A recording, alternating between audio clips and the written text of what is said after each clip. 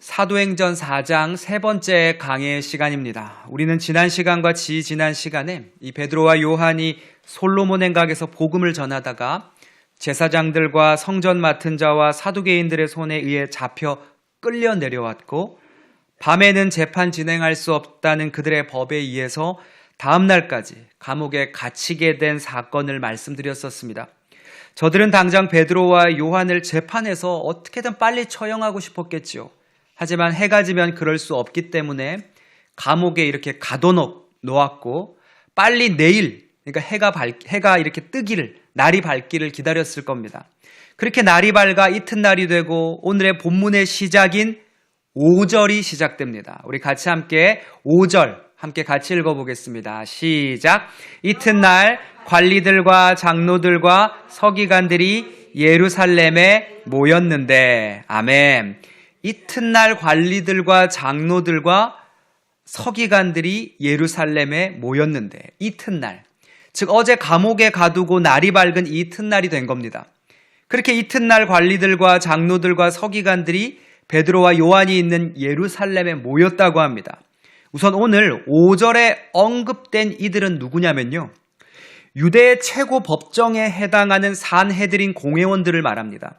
그러니까 여러분, 산헤드린은 이 70명의 회원이랑 대제사장으로 구성된 유대인들의 최고 재판기관이었거든요. 그래서 유대인들 자체의 종교적 문제는 물론이고 이 민사 문제도 처리했었습니다. 그런데 로마 통치하에서는 한 가지 행사할 수 없는 게 있었는데 그것은 사형권이었습니다. 그래서 산헤드린 공회에서는 예수님을 사형할, 즉 처형할 권한이 없었기 때문에 예수 그리스도를 처형할 때도 이들이 당시의 유대 총독이었던 본디오 빌라도에게 넘겨버리죠. 그러니까 이것이 산헤드린 공회였습니다. 어쨌든 5절에 나온 관리들과 장로들과 서기관들은 모두 바로 이 산헤드린 공회원이었고, 그리고 이 산헤드린 공회의 회원들인 이들이 모인 이유는 바로 저 베드로와 요한을 신문하기 위해서 모인 것이었습니다. 자, 그럼 산헤드린 공회의 구성원에 속했다고 하는 오늘 본문에 언급된 이들에 대해서 우리 함께 알아보겠습니다. 그럼 5절 우리 다시 한번 같이 읽어보겠습니다. 사도행전 4장 5절입니다. 시작. 이튿날 관리들과 장로들과 서기관들이 예루살렘에 모였는데, 아멘. 이튿날, 즉 구금되었다가 다음 날이 되고 관리들과 장로들과 서기관들이 예루살렘에 모였답니다. 여기서 관리로 번역된 이 아르콘타스는 대제사장을 가리키는 단어이기도 합니다. 즉 5절에서 말하는 관리는 유대교의 제일 수장인 대제사장을 가리킨다고 볼 수 있는 거죠. 근데 오늘 본문은 그냥 단수로 관리라고 했습니까? 복수인 관리들이라고 했습니까? 그렇습니다. 관리들이라고 했습니다. 즉 복수로 쓰였기 때문에 이 관리라는 의미는 대제사장은 이렇게 대제사장 한 명이라기보다는 대제사장을 정점으로 한 산헤드린 공회에 속한 고위층 제사장들을 의미한다고 보면 됩니다. 즉 대제사장 가문의 사람들을 가리킨다는 거죠. 자, 그 다음은 누가 나오죠? 또 장로들. 그렇습니다. 장로들이 나오죠. 여기서 장로는 당시의 귀족계층을 차지하던 사람들이었습니다. 한마디로 이 유대인들 지파나 지역의 그런 것들에 대표하는 사람 또는 원로를 가리킨다고 합니다. 제가 지지난주인가요? 사두개파 사람들이 귀족계층으로 거의 구성되어 있다고 설명드렸죠. 바로 이 장로들이 바로 그 귀족계층, 즉 사두개파 출신의 귀족 지도자들이었습니다. 그 다음 마지막으로 서기관들이 나옵니다. 여기서 서기관들은 대부분 율법을 연구하는 학자들이었습니다. 그러니까 대부분이 율법을 연구하는 바리새파 사람들, 즉 여러분이 너무 잘 아는 바리새인들이었습니다. 즉 이 세 분류의 고위 지도자들은 모두 산헤드린 공회원들이었고, 이 유대의 최고 권력층들이 예루살렘에 모인 이유는 하나였습니다. 베드로와 요한을 신문하기 위해서 모인 거였습니다. 이 세 분류의 지도자들은요, 각각의 분야를 대표하는 대표자들이었습니다. 한번 볼까요? 먼저 관리자들. 아까 관리자들이 제사장들이라고 했잖아요. 이 관리자, 즉 제사장들은 종교계를 대표하죠. 그리고 장로들은 행정적 측면에서 백성들을 대표하죠. 그리고 이 서기관들은 학적인 분야를 대표하는 사람들이었습니다. 결국 이들은 유대 사회의 각각의 분야에서 권위자였고 대표자들이었고 이들이 산헤드린 공회의 회원으로서 유대 사회에서 중대한 일들을 결정하는 데 있어서는 가장 강력한 영향력을 미치는 인물들이 이들이었습니다. 이처럼 종교는 물론 사회적으로 최상의 자리에서 유대 사회를 대표하는 인물들이 모인 유대 최고의 사법기관인 산헤드린 공회가 저 갈릴리 출신의 저 얼마 학식도 무학을 갖고 있는 베드로와 요한을 신문하기 위하여 모였다는 사실은 이 사안이 얼마나 그들에게 위협적이었는지를 반문해 주는 것이라고 볼 수 있습니다. 그런데 이 모습이 사실 낯설지가 않았습니다. 왜냐하면 여기 모인 구성원들 그대로 이들이 얼마 전에 예수를 공회로 끌어들여 예수 그리스도를 빌라도에게 넘겨주었던 바로 그들이기 때문입니다. 누가복음 22장 66절을 여러분 찾으실 수 있으면 외우기도 쉽거든요. 누가복음 2266이거든요. 누가복음 22장 66절을 한번 찾아보시겠습니다. 누가복음 22장 66절에 보면 이제 저들과 같은 사람이 나오는데요. 누가복음 22장 66절 우리 같이 함께 읽겠습니다. 시작. 날이 샘에 백성의 장로들 곧 대제사장들과 서기관들이 모여서 예수를 그 공회로 끌어들여. 아멘. 오늘 본문 사도행전 4장 5절과 한번 비교해서 읽어볼까요? 사도행전 4장 5절입니다. 이튿날 관리들과 장로들과 서기관들이 예루살렘에 모였는데, 자, 그쵸? 거의 시작부터 동일합니다. 여기서 관리들은 대제사장을 일컫는다고 했으니까 누가복음 22장 66절에 등장하는 이들과 사도행전 4장 5절에 등장하는 이들이 동일하게 연결되어 있음을 우리는 보게 됩니다. 그리고 여러분 시작하는 것도 비슷합니다. 누가복음 22장 66절도 날이 샘에 이걸로 시작하고요. 5절도 사도행전 4장 5절도 이튿날, 즉 그 다음 날로 시작하죠. 어쨌든 이렇게 예수 그리스도를 신문하는 누가복음의 장면과 또 그의 제자들을 신문하는 사도행전의 장면이 거의 동일하게 유사하게 연결된 것을 발견하게 됩니다. 여러분 이것을 기록한 저자의 의도가 담겨 있습니다. 누가복음을 누가 썼습니까? 그렇습니다. 누가가 썼죠. 사도행전은 누가 썼습니까? 누가가 썼습니다. 기록자가 같습니다. 그래서 기록자인 누가는 누가복음의 기록자인 누가는 사도행전의 기록자인 이 누가는 예수를 신문했던 저 관리들 즉 대제사장들과 장로들과 서기관들 즉 동일하게 구성된 산헤드린 공회의 구성원들을 복음서의 예수님의 신문 사건과 함께 사도행전에서도 다시 한번 그것을 언급함으로써 이 예수님의 억울한 신문과 사도들의 신문을 연결하고 있었던 겁니다. 왜 그랬을까요? 그것은 이 순간 저 악한 권력자들에게 신문을 당하는 베드로와 요한이 어떠한 마음으로 신문을 받고 있을지를 연결하게 하는 것 같았습니다. 여러분 생각해 보세요.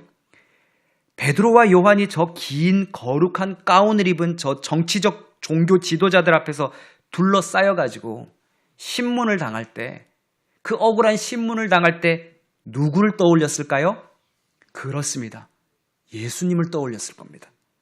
얼마 전 자신들이 신문 받는 것과 지금 내가 신문을 받고 있는 것과 동일하게 얼마 전에 홀로 이 자리에서 저 악한 자들, 동일한 저들 앞에서 그렇게 끔찍하게 억울하게 신문을 받고 계셨을 예수님이 떠올랐겠지요.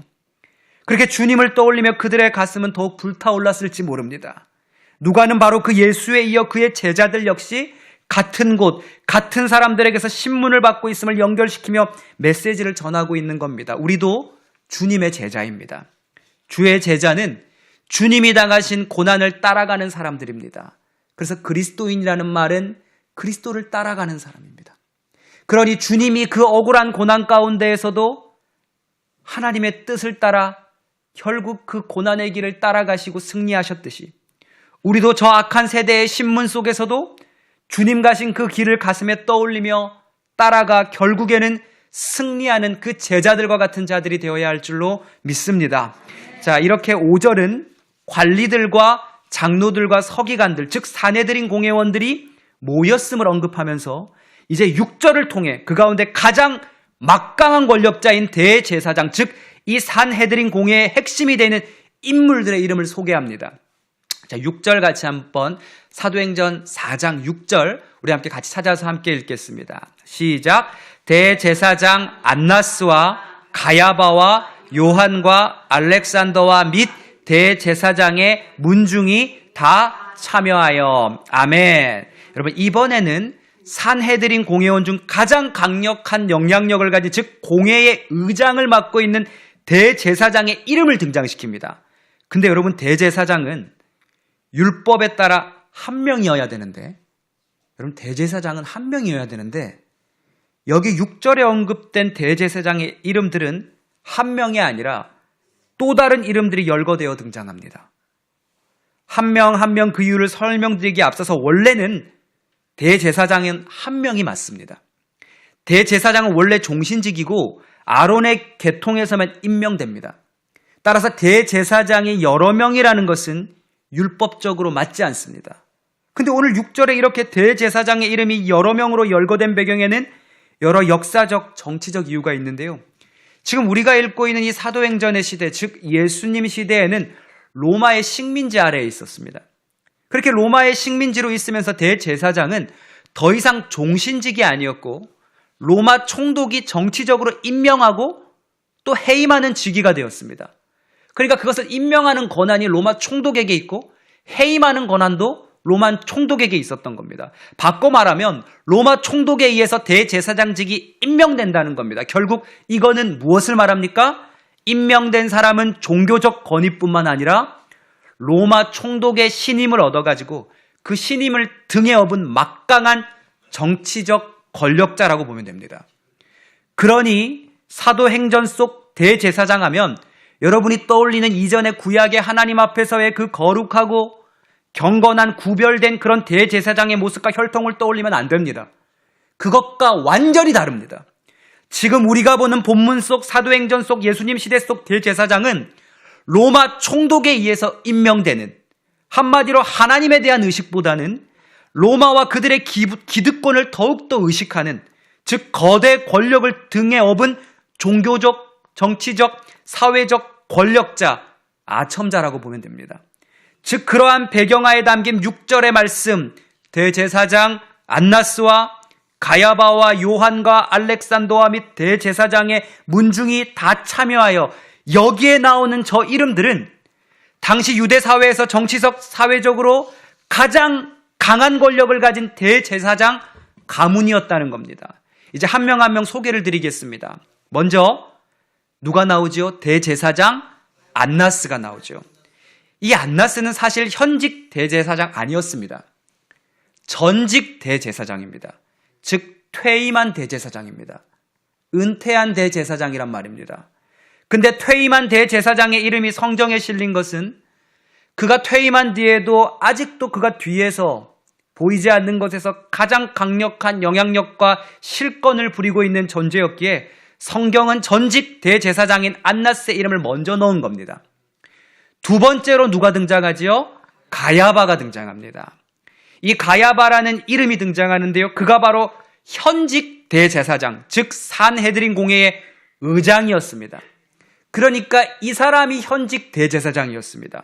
따라서 대제사장직의 실제적 직무는 이 가야바에 의해서 수행되었습니다. 그리고 이 대제사장 가야바는요, 전직 대제사장이었던 안나스의 사위이기도 했습니다. 그러니까 이제 퍼즐이 여러분 맞춰지죠. 안나스가 왜 퇴임하고도 저토록 강력한 영향력을 뒤에서 줄 수 있었는지. 그러니까 현직 대제사장인 가야바 뒤에는 장인어른이자 전직 대제사장이었던 안나스의 입김과 영향력이 그를 뒤에서 조정하고 영향을 미치고 있었던 겁니다. 결국 현직 대제사장 그 뒤에는 그를 조정하는 조정자와 이권과 정치로 얽혀 있었던 것이었죠. 결국 한 명이어야 하는 대제사장이라는 이름 뒤에 성경은 한 명의 대제사장의 이름이 아니라 퇴임한 저 안나스의 이름을 가장 앞쪽에 넣고, 그 다음에 현직 대제사장의 이름을 그 다음에 넣고, 그리고 또 다른 이름들을 성경에 열거시킵니다. 이유는 이러합니다. 그만큼 부패했다는 겁니다. 그만큼 거룩해야 할 종교 지도자 안에 세상의 권력이, 정치가, 돈이 들어와 버렸다는 겁니다. 저 가장 거룩해야 할 저 정점의 종교 지도자들이, 하나님의 율법을 따른다는 저 지도자들이 하나님의 말씀보다 자기들의 기득권을 더 중요하게 생각한, 한마디로 종교 정치인들이 되었다는 겁니다. 한 명이어야 할 대제사장 뒤에 나열된 저 이름들은 바로 그 부패됨을 적나라하게 보여주고 있는 것입니다. 너는 여호와의 제사장인가? 아니면 세상의 기득권과 로마 정부의 제사장인가? 6절을 우리 함께 한 번 더 읽겠습니다. 시작. 대제사장 안나스와 가야바와 요한과 알렉산더와 및 대제사장의 문중이 다 참여하여, 여기서 가야바 뒤에 이어지는 요한과 알렉산더에 대해서는 정확히 누구인지는 밝혀지지 않았습니다. 그러나 요한은 그가 이후에 가야바를 대신하여 대제사장직에 오른 이 안나스의 아들 요나단일 것이다 라고 봅니다. 그리고 대제사장의 문중이라는 뜻은 대제사장의 가문에 속한 사람들을 말합니다. 즉 6절은 한마디로 은퇴한 대제사장 안나스와 현직 제사장인 그의 사위 가야바, 그리고 그의 아들들을 포함한 그의 가문들의 열거라고 보면 됩니다. 이는 사내들인 공회에서 저 전직 대제사장 안나스 가문이 갖는 의사결정권이 얼마나 크고 강력했는지를 보여주는 것이었습니다. 그런데 바로 이 부패한 대제사장 안나스와 가야바, 이들이 얼마 전에 예수를 공회로 끌어들여가지고 신문하여 죽인 자들이었다는 그 사실을 아십니까? 그러니까 바로 이 부패한 대제사장 안나스와 가야바, 이들이 얼마 전에 예수를 공회로 잡아 끌어와가지고 신문하며 죽인 자들이 이들이었다는 겁니다. 요한복음 18장 12절 이하를 보면 이런 말씀이 있습니다. 요한복음 18장 12절입니다. 이 12절, 13절, 14절을 제가 읽어드리겠습니다. 하나님의 말씀입니다. 이에 군대와 천부장과 유대인의 아랫사람들이 예수를 잡아 결박하여 먼저 안나스에게로 끌고 가니, 안나스는 그 해의 대제사장인 가야바의 장인이라. 가야바는 유대인들에게 한 사람이 백성을 위하여 죽는 것이 유익하다고 권고하던 자러라. 복음서에서 바로 우리 구주 예수를 신문하고 넘겨버린 저 악한 자들의 우두머리가 바로 지금 베드로와 요한을 신문하러 온 바로 저 전직 대제사장 안나스와 그의 사위 현직 대제사장 가야바였음을 우리는 보게 되는 겁니다.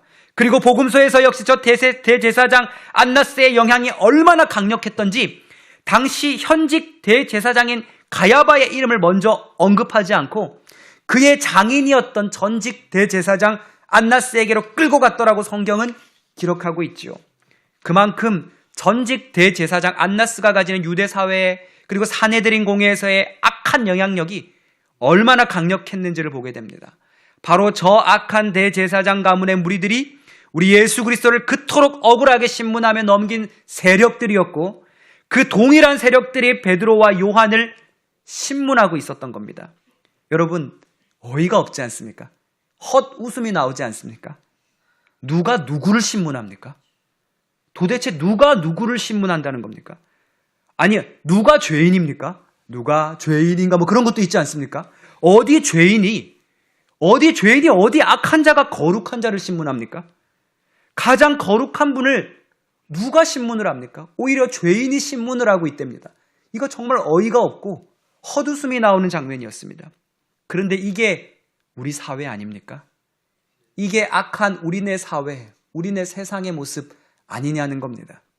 어떻게든 믿음의 사람을 넘어뜨리기 위해 가장 강력한 권력을 등에 업고 힘을 그것을 등에 업고서라도 넘어뜨리게 하려는 거. 어떻게든 복음을 가진 사람을, 믿음의 길을 걸어가는 사람을 흔들어버리고 그 세상이라는 돈의 권력으로, 또 인기라는 권력으로, 그들이 가지고 있는 세상의 권력으로 어떻게든 그 믿음의 사람을 흔들어버리고 억울하게 무너져버리게 만들려고 하는 거. 이거 세상의 안나스와 가야바 아닙니까? 여러분, 저 권력자들 뒤에 무엇이 보이십니까? 저들만 보이십니까? 마귀가 보이지 않습니까? 저 안나스와 가야바 뒤에 그들을 조종하는 사탄이 보이지 않습니까? 예수를 신문했던 저들을 조종하는 세력, 그 세력은 동일하게 예수의 제자들을 그 이후에 동일한 곳에서 신문했습니다. 그리고 그 세력은 거기서 끝나지 않고 2000년이 지난 지금도 그 강력한 세상의 권력자라는 모습으로, 우리가 가장 두려워할 모습으로 우리에게 다가와 우리를 무너뜨리게 하고 있습니다. 그리고 결국 그들의 저 공격 앞에 수많은 그리스도인들이 무너지고 넘어지고 흔들리고 잡혀가고 끌려가고 현혹되었습니다. 그러나 믿음의 사람들은 그 신문에 넘어가지 않을 줄로 믿습니다. 그 증거자가 바로 우리가 지금 계속 함께 보고 있는, 그리고 다음 주에도 함께 볼 베드로와 요한의 이야기입니다. 그들의 겉모습은 가장 초라했지만 그들 안에는 충만한 성령님이 있으셨기 때문입니다. 하나님으로 성령으로 충만한 사람을 마귀는 절대 이길 수가 없습니다. 우리 다음 주에 볼 8절 미리 한번 읽어볼까요? 8절입니다. 사도행전 4장 8절입니다. 우리 같이 함께 찾아서 읽어보겠습니다. 시작. 이에 베드로가 성령이 충만하여 이르되 백성의 관리들과 장로들아. 베드로가 성령이 충만하여서 이르되. 여러분, 이번 한 주도 저 권력자들의 모습을 한 마귀들의 공격이 여러분의 주위를 덮을 것입니다. 그리고 그들은 우리를 둘러싸고 억울한 신문을 할 것입니다. 그리고 우리를 넘어지게 할 것이고 이 세상 가운데 포기하게 할 것이고 결국 그들을 따라가는 존재로 만들게 하려 할 것입니다. 그리고 그들은 감히 우리가 이길 수 없을 만큼 강한 모습으로 찾아올 겁니다. 우리가 건들기만 해도 흔들리는 모습으로, 우리의 가장 약한 모습의 권력자로 찾아와 우리를 흔들 것입니다. 그러나 사도행전 4장 8절, 이에 베드로가 성령이 충만하여 이르되, 성령이 충만하여 이르되, 성령이 충만한 자에게 그 어떠한 유혹과 권력자들의 신문도 우리를 흔들 수 없을 줄로 믿습니다. 그래서 다음 주에 또 우리가 함께 볼 말씀들을 마장 8절부터 12절까지 우리 함께 읽고 오늘 설교를 마치고자 합니다. 사도행전 4장 8절부터 12절까지 우리 함께 읽겠습니다. 시작. 이에 베드로가 성령이 충만하여 이르되 백성의 관리들과 장로들아, 만일 병자에게 행한 착한 일에 대하여 이 사람이 어떻게 구원을 받았느냐고 오늘 우리에게 질문한다면 너희와 모든 이스라엘 백성들은 알라. 너희가 십자가에 못 박고 하나님이 죽은 자 가운데에서 살리신 나사렛 예수 그리스도의 이름으로 이 사람이 건강하게 되어 너희 앞에 섰느니라.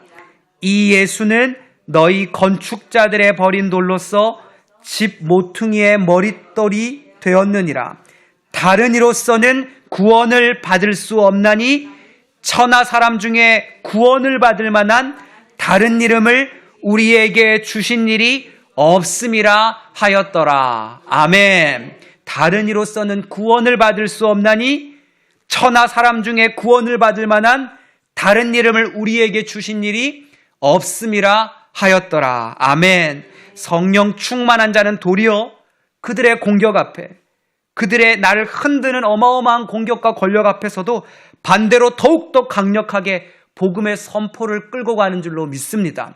그래서 너희 대제사장들이, 너희 대제사장이, 그리고 너희 권력자들이, 너희 사두개인들이, 그리고 너희 바리새인들이 아무리 강력하고 커다란 권력을 갖고 있어도 다른 이로서는 구원을 받을 수 없나니 천하 사람 중에 구원을 받을 만한 이름을 예수 외에는 주신 일이 없음이라 하였더라. 이렇게 담대히 고백한 베드로와 요한의 그 담대한 고백이 성령 충만한 믿음을 가지고 걸어가는 우리의 삶의 모습이 되기를 간절히 소망합니다.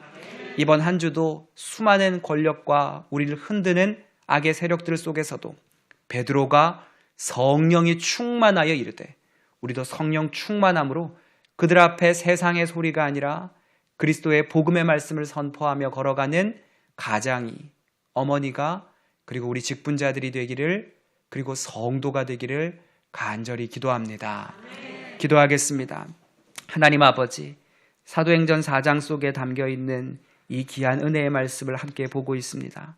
하나님, 세상의 권력자의 모습으로 세상은 우리가 가장 두려워하는 모습으로 우리를 흔들겠지만 베드로가 성령에 충만하여 그들에게 담대히 전했던 것처럼 우리도 성령 충만함으로 우리를 흔드는 세상 앞에 하나님 담대히 주님을 선포하며 걸어나아가는 믿음의 자녀들 되게 하여 주시옵소서. 예수님의 이름으로 기도드리옵나이다. 아멘.